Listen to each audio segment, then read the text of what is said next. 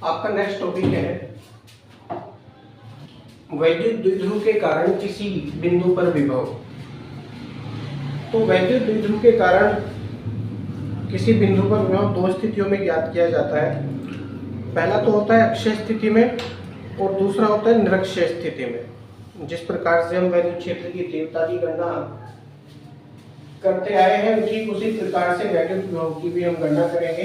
तो सबसे पहले हम स्थिति कौन सी ले रहे हैं? अक्षीय स्थिति। वैद्युत द्विध्रुव की अक्षीय स्थिति में किसी बिंदु पर वैद्युत विभव। अब यहाँ पर एक शब्द है वैद्युत द्विध्रुव। होता क्या है, मैंने बहुत बार आपको परिभाषा बताई है वैद्युत द्विध्रुव की।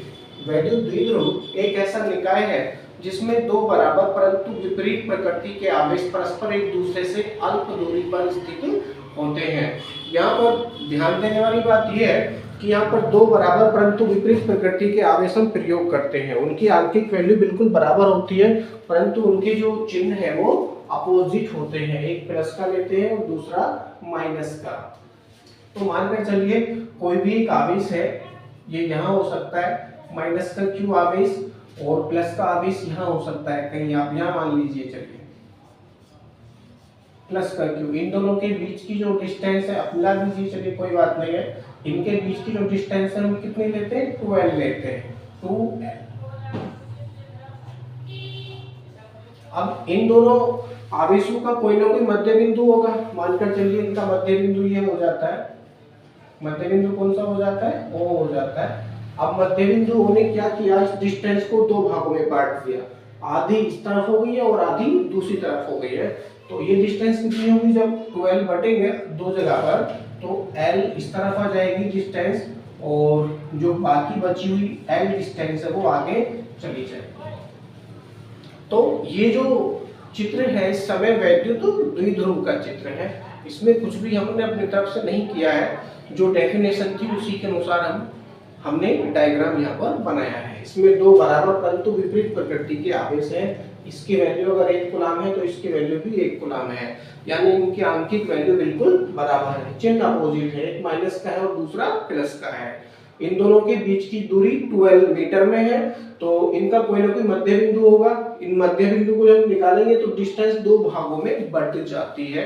L डिस्टेंस इस तरफ आ जाएगी और जो बाकी बची हुई L डिस्टेंस है वो आगे चली जाएगी। राइट।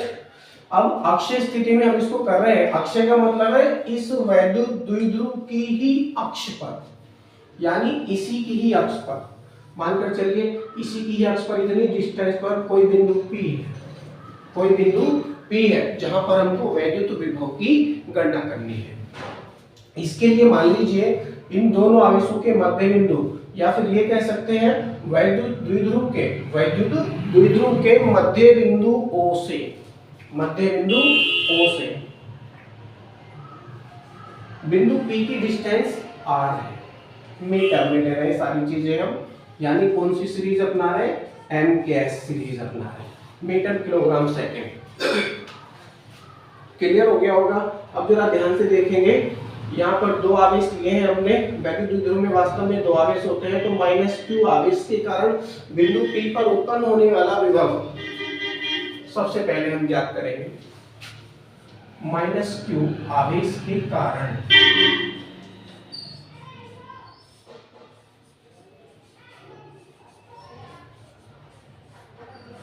-q आवेश के कारण बिंदु P पर विभव।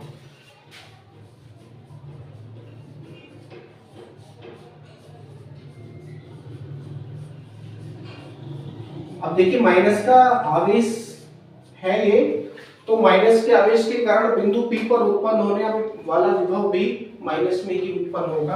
अर्थात आप इसको V1 करके लिखिए, माइनस का चिन्ह लगाइए सबसे पहले, क्योंकि -q कूलम के आवेश आप इसको ज्ञात कर रहे हो। तो माइनस हो गया 1/4 पाई एप्सिलॉन 0 के भी ले लो। चलो मान लीजिए ऐसे माध्यम में स्थित है जिसका प्रारंभ k है, तो k भी आपने ले लिया और सूत्र में है Q/R। अब देखिए डिस्टेंस कितनी है इसकी? डिस्टेंस -q कूलम की आवेश से बिंदु P की जो डिस्टेंस है वो R + L हो जाएगी, क्योंकि जो डिस्टेंस है ये जुड़ जाएगी इसमें। आर प्लस एल हो जाएगा। ये मात्रक है इसका वोल्ट। कुछ इस तरह से ये वैल्यू आपको प्राप्त होगी। ठीक इसी प्रकार से प्लस क्यू आवेश के कारण बिंदु P पर उत्पन्न होने वाला विभव आप ज्ञात करेंगे तो हो जाएगा प्लस की क्यू आवेश के कारण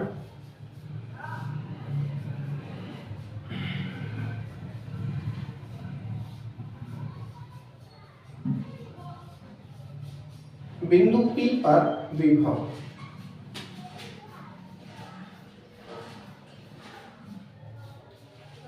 अब देखिए तो प्लस का आवेश है तो इसके कारण उत्पन्न होने वाला विभव कैसा होगा, प्लस में ही होगा। प्लस का चिन्ह लगाओ या मत लगाओ बात देंगे। 1/4 पाई एप्सिलॉन 0 इनटू के। अब देखिए क्या हो जाएगा, प्लस के क्यू आवेश से बिंदु P की डिस्टेंस कितनी हो जाएगी, r माइनस एल हो जाएगी, क्योंकि मध्य बिंदु से बिंदु P की दूरी r आपने मानी है, इसलिए r माइनस एल आप यहाँ पर लिखेंगे तो हो जाएगा q upon r minus L volt में। अब V1 और V2 दोनों की वैल्यू आपको प्राप्त हो चुकी है। अब V1 व V2 क्योंकि विभव अदिश राशि है, अदिश राशि होने के कारण बिंदु P पर उत्पन्न विभव ज्ञात करने के लिए V1 व V2 का क्या करेंगे, बीजगणितीय योग कर देंगे। थ्योरी में लिखेंगे थोड़ा सा, वैद्युत विभव अदिश राशि है,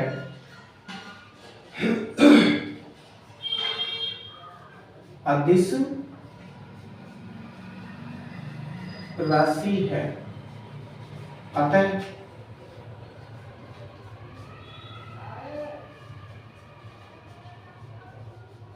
बिंदु P पर परिणामी विभव, बिंदु P पर परिणामी विभव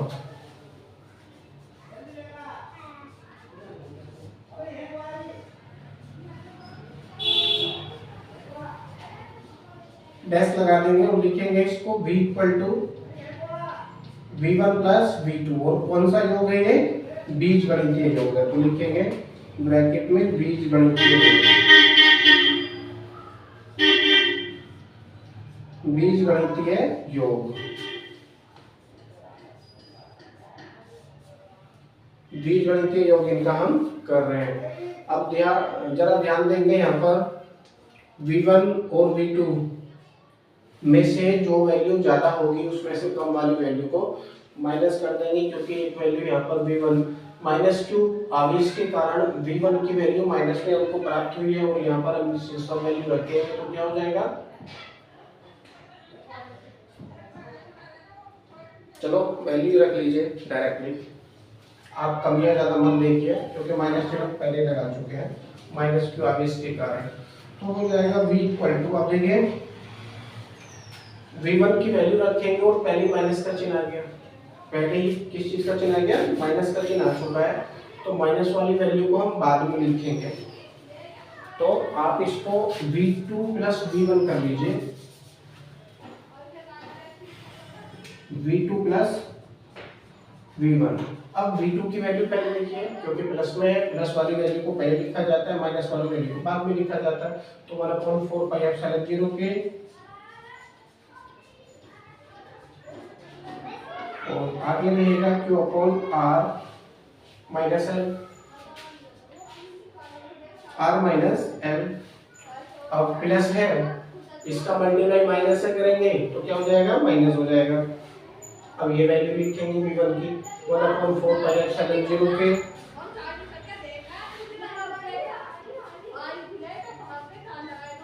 आगे रहेगा Q upon R plus L, R plus L। कुछ इस तरह से ये वैल्यू आपको प्राप्त होगी। अब देखिए जो चीज कॉमन है कॉमन करके बाहर निकाल लेंगे। कॉमन क्या हो रहा है, 1/4 पाई एप्सिलॉन 0 के, ये कॉमन हो रहा है तो कॉमन हम कर लेंगे तो प्राप्त होगा V equal to Q upon 4 pi epsilon 0 के, और अंदर बचेगा 1/r minus L, 1/r minus L, और ये माइनस 1/r प्लस L। कुछ इस तरह से ये वैल्यू आपको प्राप्त होगी।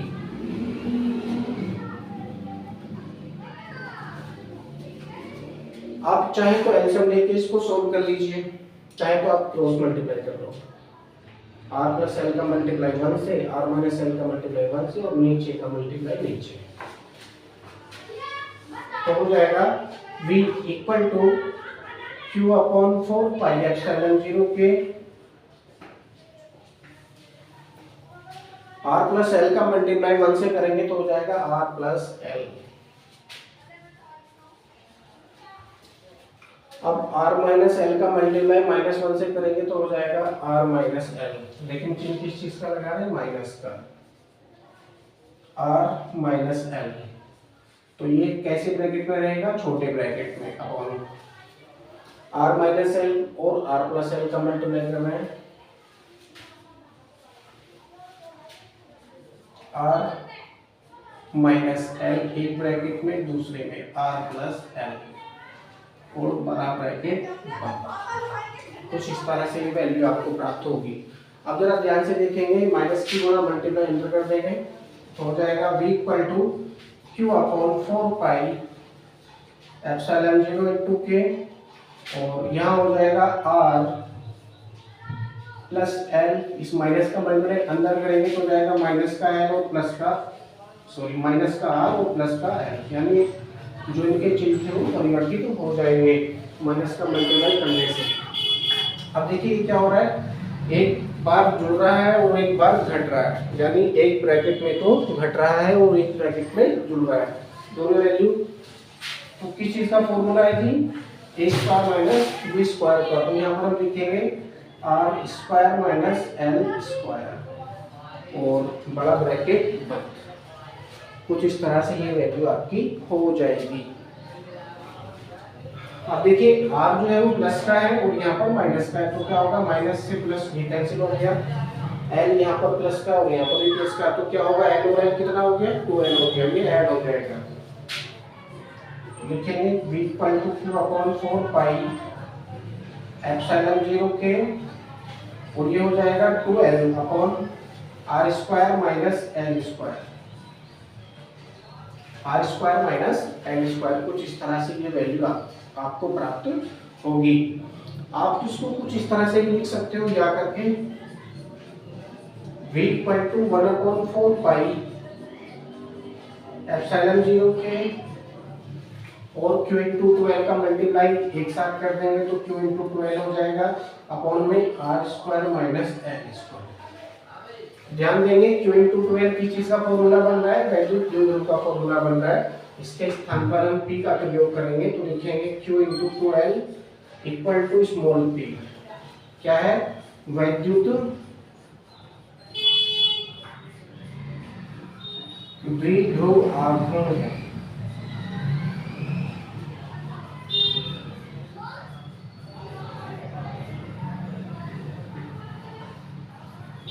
इसीलिए इसके स्थान पर स्मॉल p का प्रयोग करेंगे। और दूसरी बात आप क्या देखेंगे, r में और l में देखो डिस्टेंस कौन सी कम या ज्यादा है। जो n है स्मॉल l वो इतनी छोटी है कि आप r की तुलना में इसको नगण्य मान के छोड़ सकते हैं, और वास्तव में परिभाषा भी होती है वैद्युत द्विध्रुव की। वैद्युत द्विध्रुव एक ऐसा निकाय है, इसमें दो बराबर परंतु विपरीत प्रकृति के आवेश परस्पर एक दूसरे से अल्प दूरी पर स्थित होते हैं। अब यहाँ पर भी अल्प दूरी आ गया, इतनी अल्प दूरी होती है ये कि आप इसको जीरो मानकर छोड़ सकते हैं या नगण्य मानकर छोड़ सकते हैं। तो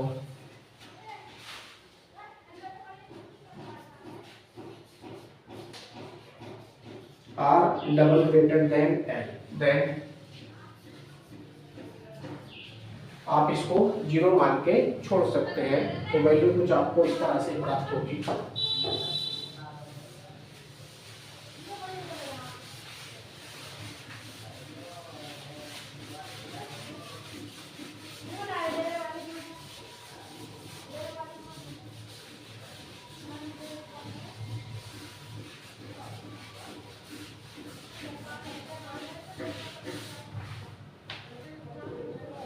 हो जाएगा v equal to 1/4 pi epsilon 0 के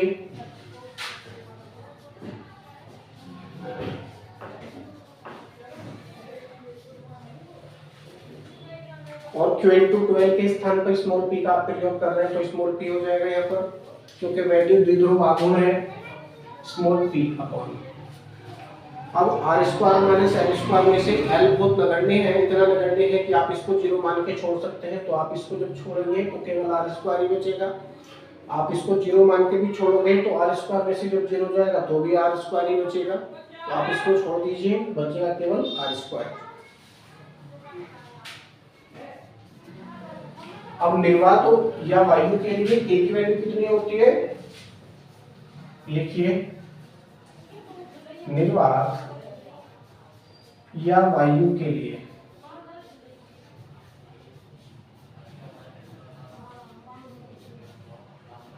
k इक्वल टू क्या होता है जी, 1 होता है, चूड़ी का चिन्ह लगा हो जाएगा, कोई बात नहीं, इसीलिए का फिर चिन्ह लगाइए, हो जाएगा v इक्वल टू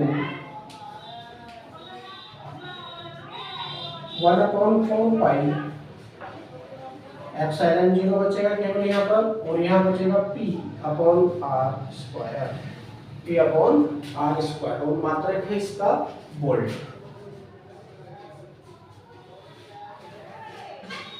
और यही सूत्र हमको प्राप्त करना था, यानी जो वैद्युत द्विध्रुव है उसकी अक्षीय स्थिति के कारण किसी बिंदु पर उत्पन्न होने वाला विभव होता है v equal to 1/4 pi epsilon 0 p upon r square volt. वैद्युत क्षेत्र की तीव्रता का जो सूत्र हम उत्पन्न करते हैं, ठीक उसी प्रकार से वैद्युत विभव का भी हम सूत्र उत्पन्न करते हैं। वैद्युत क्षेत्र की तीव्रता का अक्षीय स्थिति में सूत्र क्या आता है, तीव्रता का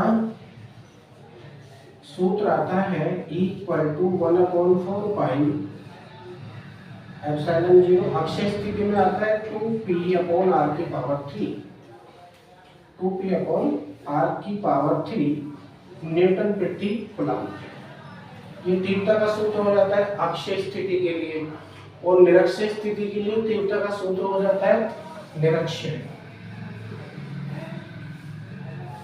या आप इसको निरक्ष तीव्रता भी लिख सकते हैं, निरक्ष तीव्रता। E इक्वल टू फॉर्मूला आता है वहां पे 1/4 pi epsilon 0 p upon r की पावर 3 न्यूटन प्रति कूलम्ब में। सेम मेथड से आप इसको सोल्व करते हैं तो अक्षीय स्थिति में तो विभव शून्य नहीं होता है, लेकिन निरक्षीय स्थिति में विभव शून्य होता है। कैसे होता है वो नेक्स्ट वीडियो में आप देखेंगे। Thank you.